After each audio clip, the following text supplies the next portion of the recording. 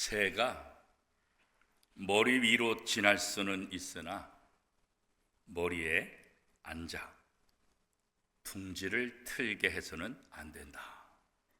이런 아주 유명한 말이 있어요. 이 말은 누가 했냐면 종교개혁자인 마틴 루터가 한 말이에요. 우리가 매일 생각 속에 스치고 지나가는 수많은 악한 생각들, 이런 악한 생각들은 우리가 피할 수 없지만 그 악한 생각이 내 마음속에 머물면서 둥지를 틀게 해서는 안 된다, 그런 거예요. 우리는 다 연약한 존재이기 때문에 악한 생각해요. 나쁜 마음 먹을 수 있어요, 그렇죠? 그런데 이게 누가 했다고요?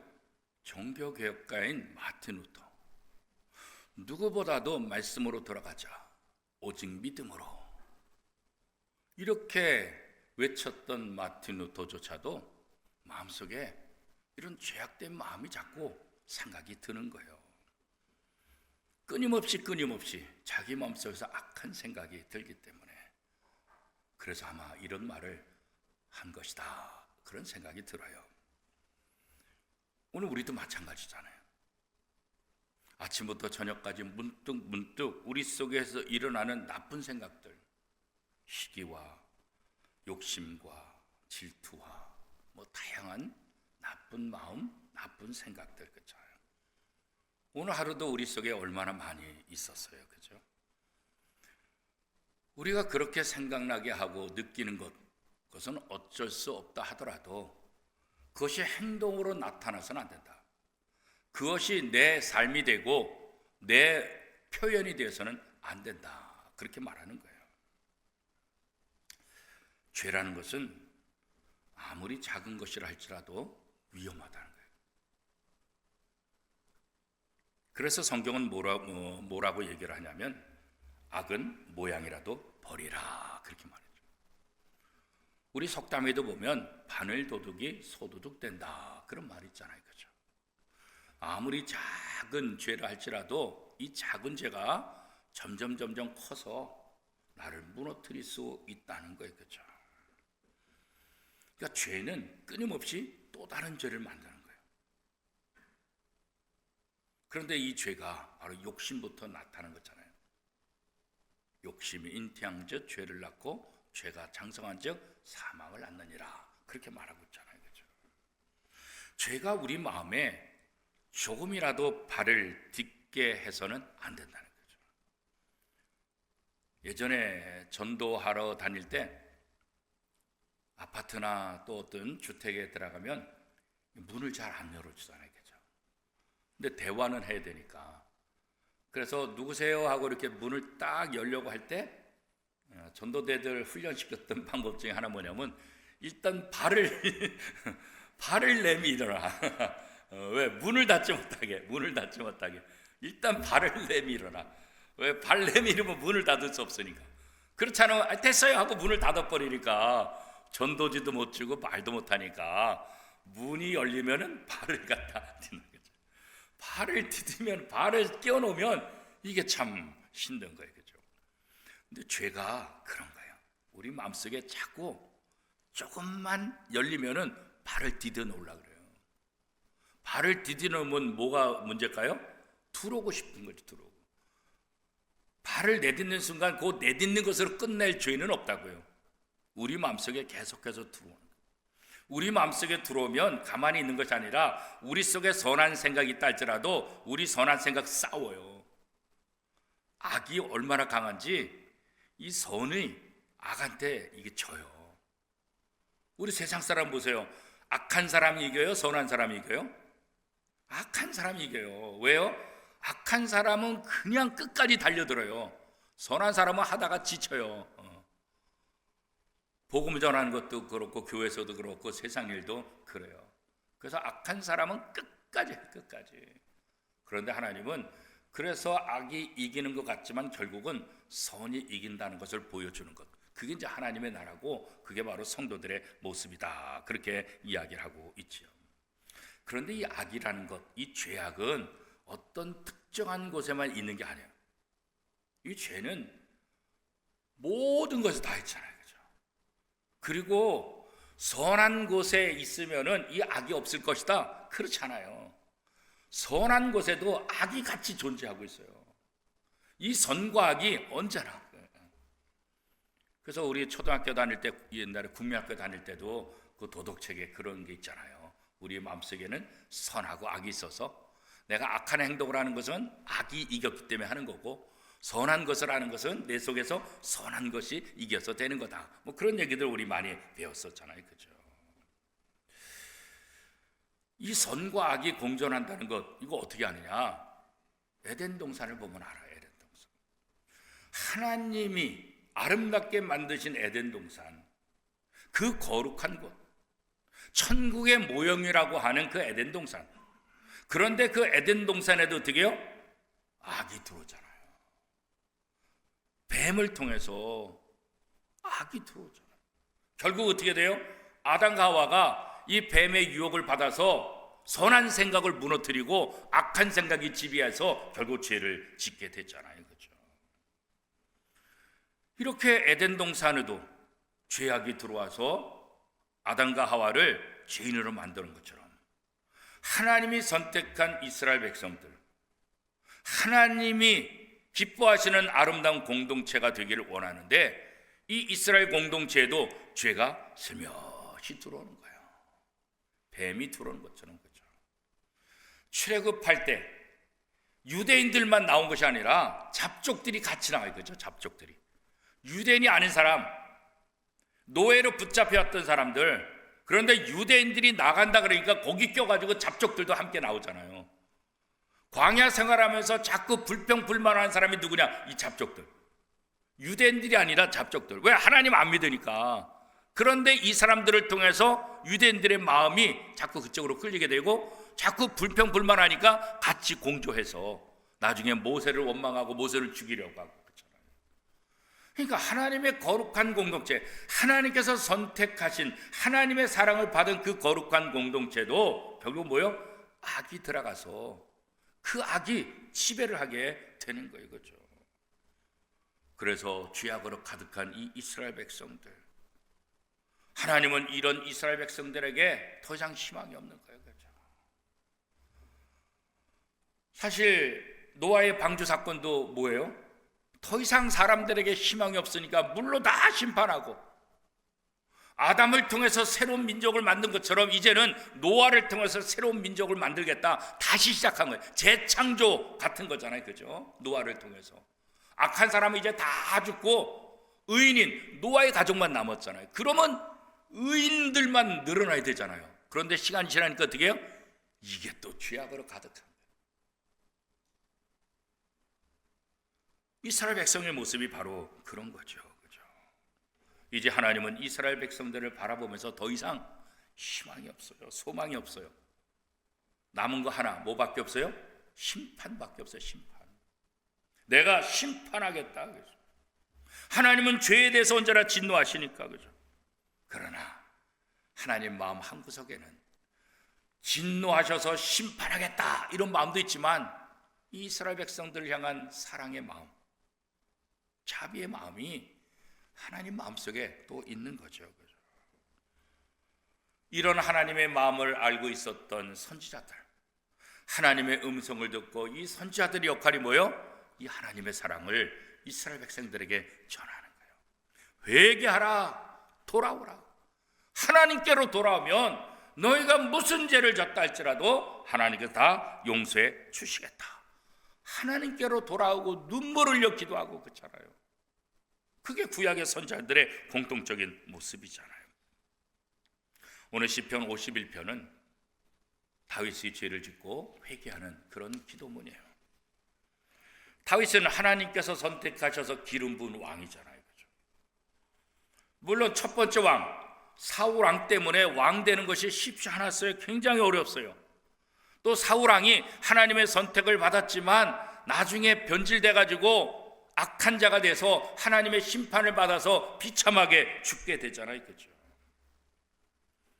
하나님께서 첫 번째 세운 사울 왕이 그렇게 비참하게 죽음을 통해서 하나님은 이 다윗에게 또 다른 기대를 갖고 있는 거예요.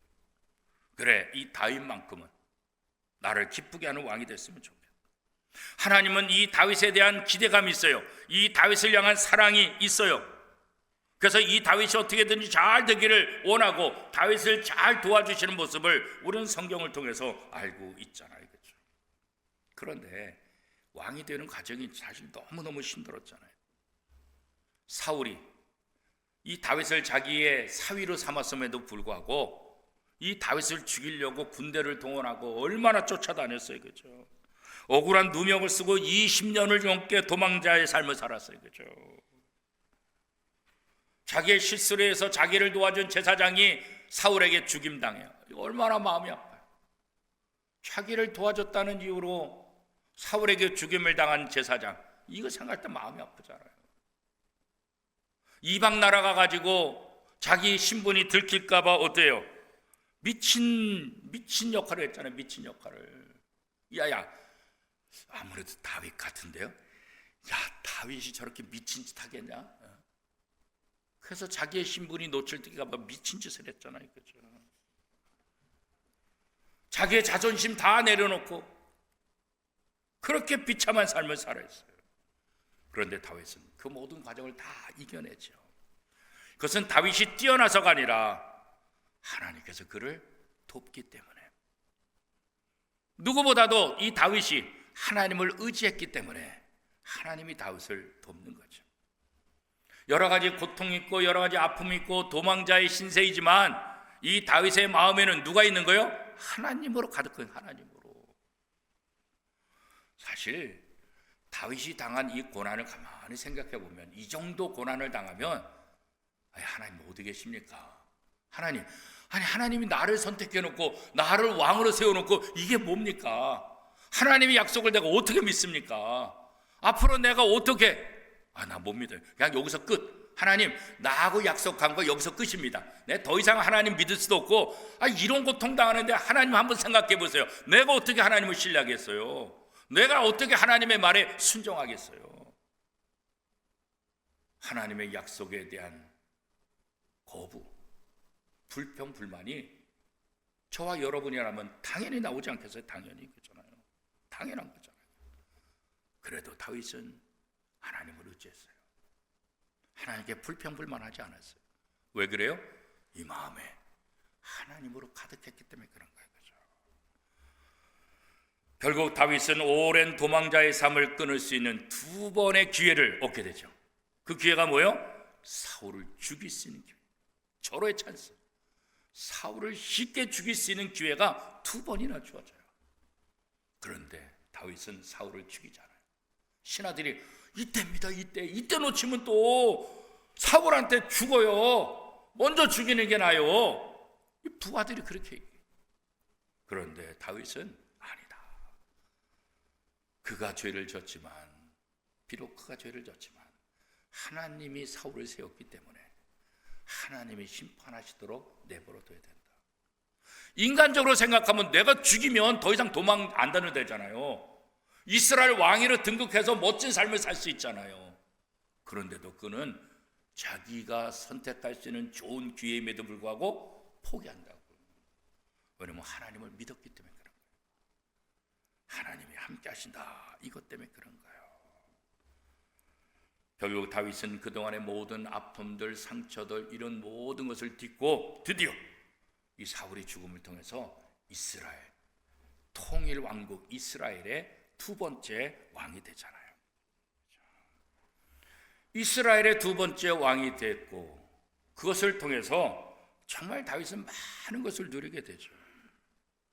그리고 왕으로서 많은 업적을 또 세우는, 그것을 우리는 성경을 통해서 알 수가 있잖아요. 그렇죠? 그런데 오늘날 다윗은 자신의 육신의 정욕을 이기지 못하고 범죄를 저지르게 되잖아요. 그렇죠? 수년 동안 수많은 고난과 아픔을 이겼던 다윗. 그런데 순간적인 정욕 앞에서 너무나 쉽게 무너졌잖아요. 그렇죠? 다윗은 자기 부하 우리아의 아내를 범하잖아요. 우리아가 누구예요? 다윗의 충직한 부하잖아요.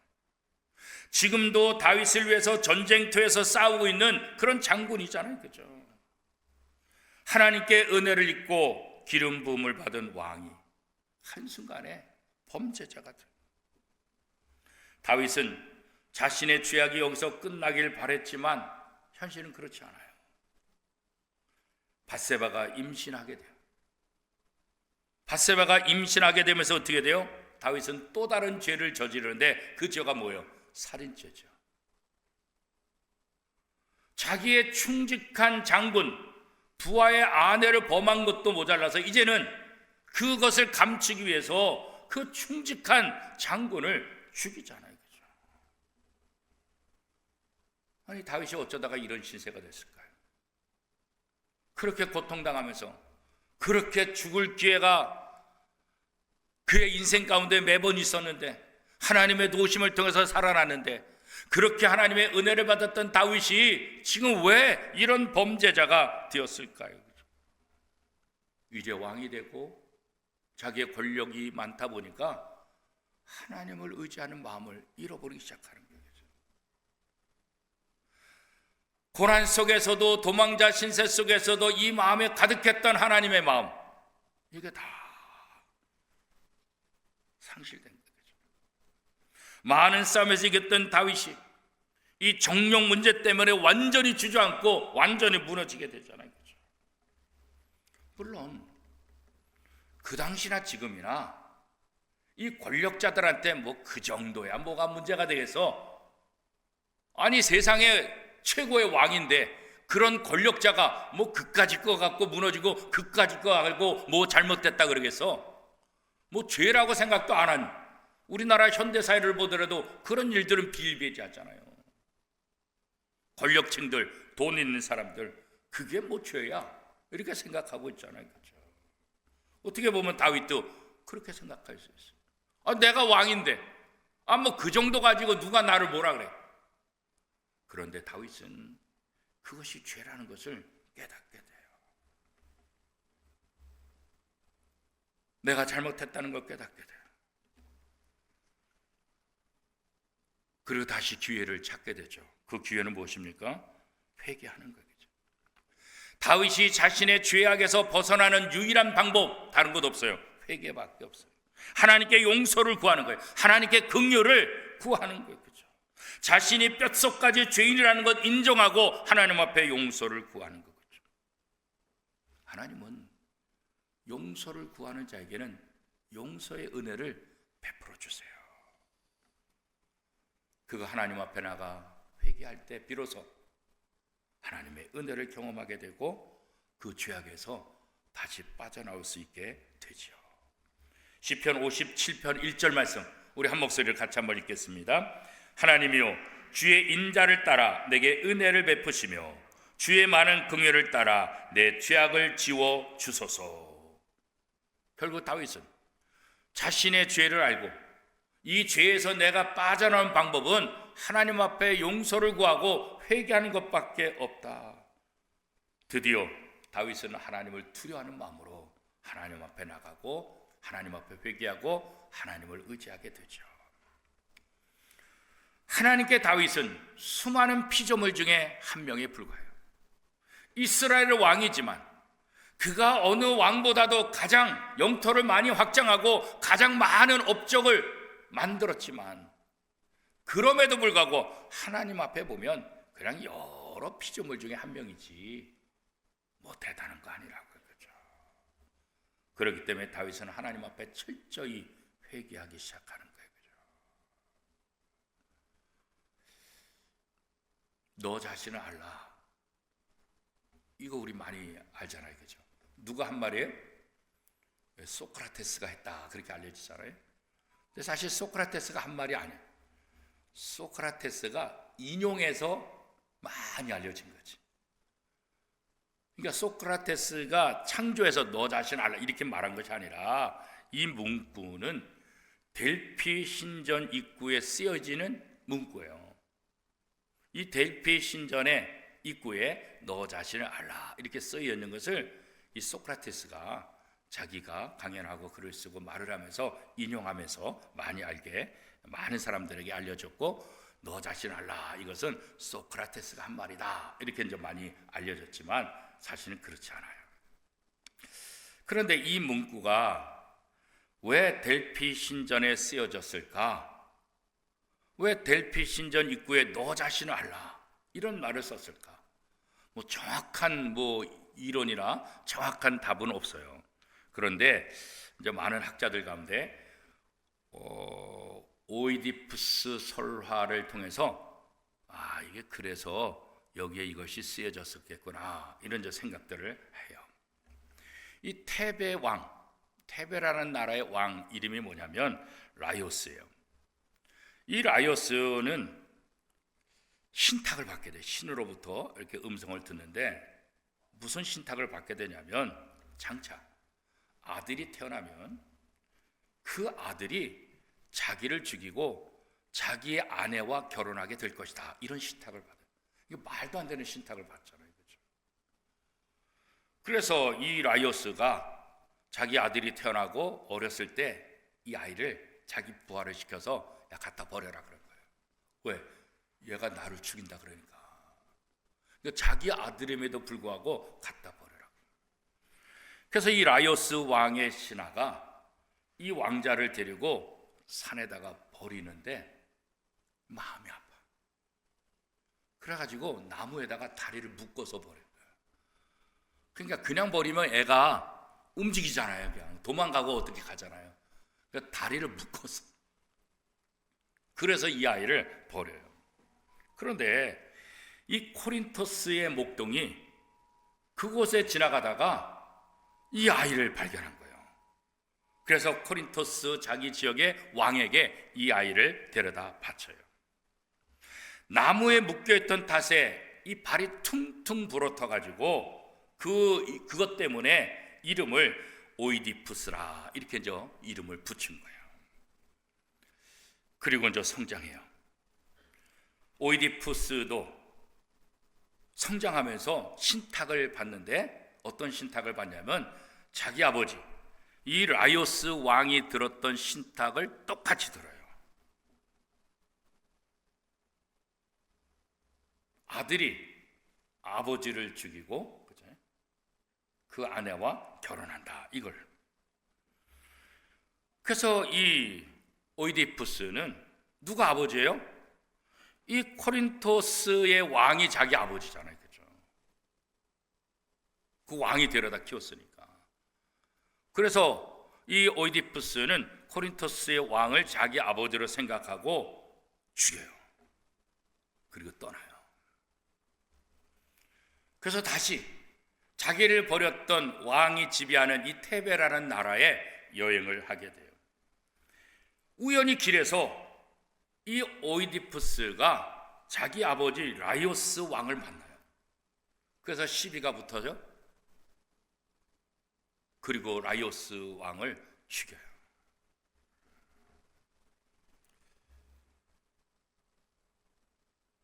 그리고 오이디푸스는 이 테베의 왕 라이오스의 왕비 이오카스테와 결혼해요. 그러니까 결국 누구랑 결혼하는 거예요? 자기 어머니와 결혼하는 거예요. 그래서 오이디푸스는 이오카스테 사이에서 두 딸을 낳고 잘 살기를 원해요. 그런데 문제가 생겨요. 이 테베 지역에 역병이 돌기 시작하는 거예요. 그래서 이 오이디푸스가 왜 이런 역병이 돌까?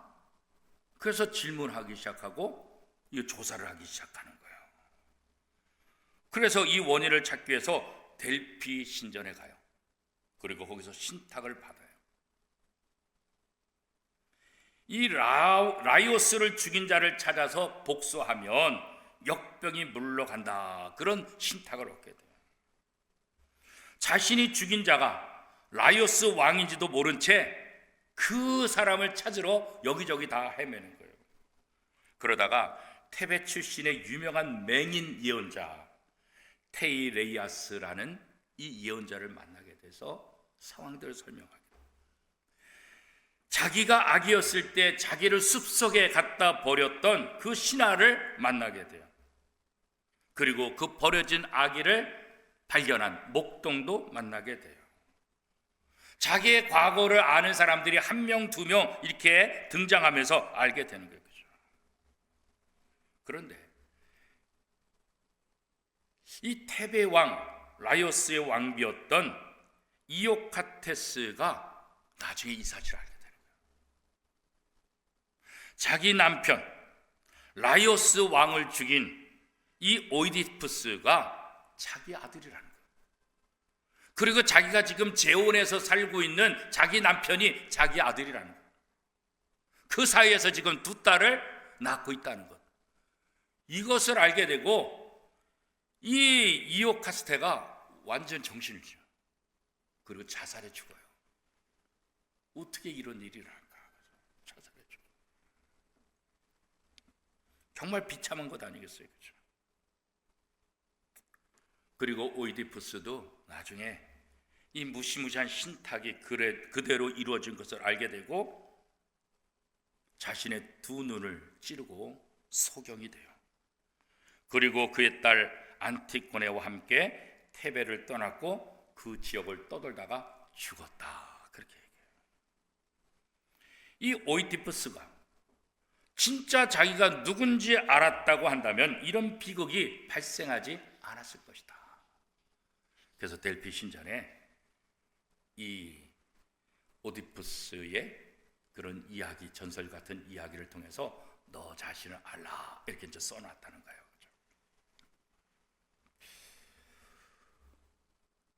이 다윗이 자기가 누구인지를 알지 못한다고 한다면 하나님 앞에 온전히 돌아올 수 없을 거예요. 근데 다윗은 자기가 누군지 아는 거예요. 내가 비록 이스라엘의 왕이지만 내가 하나님이 창조하신 피조물 중에 하나 죄인이라는 사실을 깨닫게 됩니다. 내가 왕으로서 내가 모든 것 다 할 수 있다 그렇게 교만하지 않았고 자기가 죄를 지었고 내가 죄인이라는 것 알고 내가 하나님 앞에 부족한 하나의 피조물이라는 사실을 깨닫게 된 거죠. 그렇기 때문에 다윗은 하나님 앞에 나와 회개하는 거죠. 오늘 우리가 우리 자신을 아는 것 이거 굉장히 중요해요. 우리가 죄인이라는 사실을 아는 것 이거 굉장히 중요하겠죠. 사람은 다 연약해요. 아담과 하와의 선악과 사건으로 인해서 세상에 이 죄가 들어왔잖아요. 그죠? 타락한 사람들의 이 본성에는 언제나 죄의 유혹을 받고 있다고. 한 번, 두 번, 세 번, 10번 찍어 안 넘어가는 사람 없다. 그런 것처럼 죄가 우리를 계속해서 공격하니까 이 죄의 유혹에 사람들이 무너지고 자기도 모르는 사이에 죄인이 되고 알면서 죄인이 되고 그렇죠. 그러다 보니까 하나님과 점점 멀어지게 되는 거죠.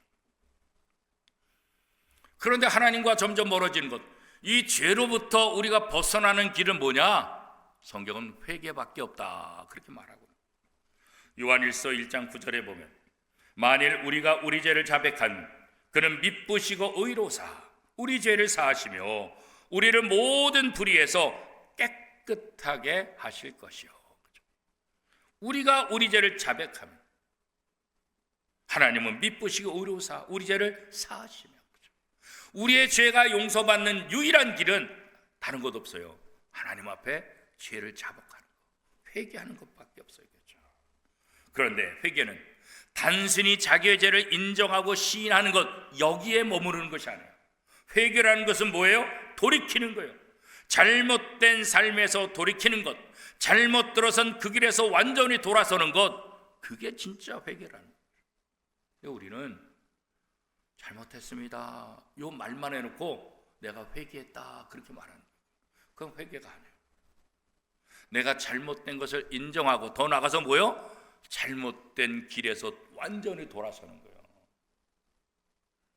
그것이 바로 회개라는 거죠. 오랜 고생과 수많은 아픔과 상처를 이겨내고 이스라엘의 두 번째 왕이 되었던 다윗, 그러나 그는 너무나 쉽게 멀어졌다고요. 순식간에 죄악의 낭떠러지로 떨어지고 말았어요. 그러나 그가 다시 하나님의 은혜를 잊고 다시 회복할 수 있었던 것은 자기가 누군지 알았기 때문에. 그래서 하나님 앞에 나가 회개하고 눈물을 흘려 기도하는데 침상이 눈물로 다 젖도록 흉내내는 회개가 아니라 진심으로. 다윗은 하나님 앞에 통회하고 자복하면서 정결한 마음을 구하죠. 오늘 본문 시편 51편 7절 말씀, 우리 한 목소리를 같이 읽겠습니다. 우슬초로 나를 정결하게 하소서. 내가 정하리다. 나의 죄를 씻어주소서. 내가 눈보다 희리이다. 그러겠죠. 자기가 죄인인 것을 알기 때문에 하나님 나를 정결하게 해주세요. 그렇죠. 자기가 지은 죄를 아니까 이 죄를 뛰어넘어서 다시 하나님 앞에 정결한 자가 되기를 바라는 이 다윗의 마음 거죠. 그래서 다윗은 다시 고백하죠. 시편 51편 10절 말씀 같이 읽겠습니다. 하나님이여 내 속에 정한 마음을 창조하시고 내 안에 정직한 영을 새롭게 하소서. 하나님이 정직한 영을 주셔야 정직한 마음을 갖게 되고 자기가 정결할 수 있다는 것을 알게 되는 거예요. 정직한 영은 하나님께서 기뻐하시는 거예요. 정직한 영은 하나님이 기뻐하시고 즐거워하시는 마음을 추구하는 그 마음, 이게 바로 정직한 마음. 앞으로는 나의 정욕이 아니라 하나님이 기뻐하시고 즐거워하시는 행동만 하겠다고 다윗이 다시 한번 고백하는 거예요. 이 회개는 결국 다윗을 정결하게, 그래서 다시 일어설 수 있고 다시 하나님의 은혜의 날개를 붙잡고 하나님 앞에 쓰임받게 되는 거죠. 회개는 죄로 인하여 절망에 빠진 사람들을 희망으로, 절망에서 희망으로. 무엇이 그렇게 가능하게요? 회개가.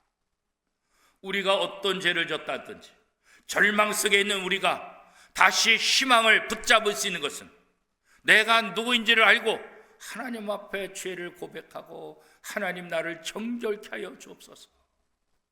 그런 통회한 마음을 가질 때 절망 속에 있던 사람들이 희망을 붙잡고 희망으로 다시 일어설 수 있게 된다는 거예요. 그죠?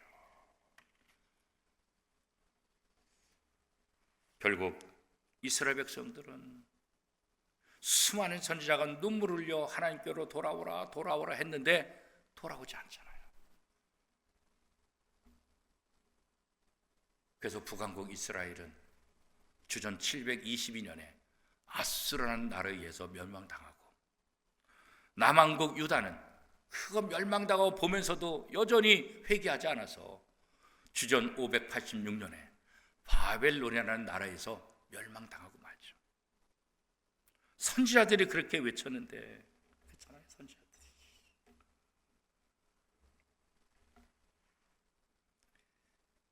회개의 기회를 놓친 이 이스라엘 백성들 것입니다. 그런데 이스라엘 백성이 아니지만 회개의 기회가 주어졌을 때 그 회개의 기회를 가지고 살아난 민족들이 있어요. 이방 민족. 우리는 요나 선지자를 통해서 그것을 알게 되겠죠. 요나를 통해서 회개의 기회를 잡은 니느웨. 니느웨는 하나님의 백성이 아니에요. 니느웨는 이방 사람들이에요. 그런데 하나님께서 요나를 통해서 너희가 회개하지 않으면 멸망당할 것이다. 하나님께서 요나를 통해서 회개의 기회를 줬을 때 니느웨는 대국적으로 가축들까지 금식하며 가축들까지 베옷을 입고 하나님 앞에 회개한다. 그래서 다시 살아나잖아요. 그렇죠? 다윗과 니느웨 공통점은 뭐겠어요? 회개하라는 말씀을 듣고 받아들이는 거예요. 자신이 죄인이라는 것을 인정하고 회개했다는 거예요. 그렇죠? 오늘 우리도 마찬가지예요. 회개하세요. 회개하십시오. 다 기분 나빠요. 왜 나한테 그런 소리 하냐거든. 나보다 죄 지은 사람이 얼마나 많은데, 나보다 나쁜 사람이 얼마나 많은데 왜 나한테 그러냐고. 기분 나쁘다고. 그렇게 얘기하잖아요. 그죠? 목사가 회개하십시오. 그러면 기분 나쁘잖아요. 그죠? 목사님 왜 자꾸 나보고 회개하라 그러지? 저 다른 사람한테 하겠지. 우리가 회개하라는 말을 참 싫어해요. 그런데 이 회개하라는 것은 뭐예요? 우리에게 기회를 주시는 거예요. 기회를 주시는 거예요. 그 기회를 붙잡고 하나님 앞에 나가 회개하면 하나님이 우리에게 은혜를 베푸시고 우리를 다시 살리는 거예요. 그죠? 이번 사순절이 바로 그것을 경험하는 거예요. 우리가 얼마나 죄인인지, 우리의 죄가 얼마나 큰지, 오죽하면 하나님이 인간의 몸을 입고 이 땅에 오셔서 하나님이 우리를 대신해서 십자가에 못 박혀 죽을 수밖에 없는, 그 정도로 우리가 죄가 크고 그 정도로 우리는 이 죄의 무게가 어마어마하다. 그거 외에는 우리가 해방될 수 없어. 우리가 하나님의 사랑을 받을 수 없다. 그래서 이 사순절을 통해서 내 죄가 얼마나 큰지 다시 한번 알고, 하나님부터 받은 사랑이 얼마나 대단한지 이거 다시 한번 확인하고, 그렇죠? 회개하고 돌이킴으로 내가 누구인지 알고 하나님이 누구인지 알고, 그럴 때 우리는 절망에 빠졌던 우리들이 다시 희망을 붙잡고 희망을 노래하고 하나님의 은혜를 경험할 수 있게 된다는 거죠. 이 사순절에, 특별히 사순절 시작하는 이 참회 수요일을 통해서 다시 한번 우리의 지난 날을 되돌아보고 하나님 앞에 회개함으로 하나님 주시는 은혜를 경험하는 복된 사순절 기간이 될 수 있기를 축복합니다.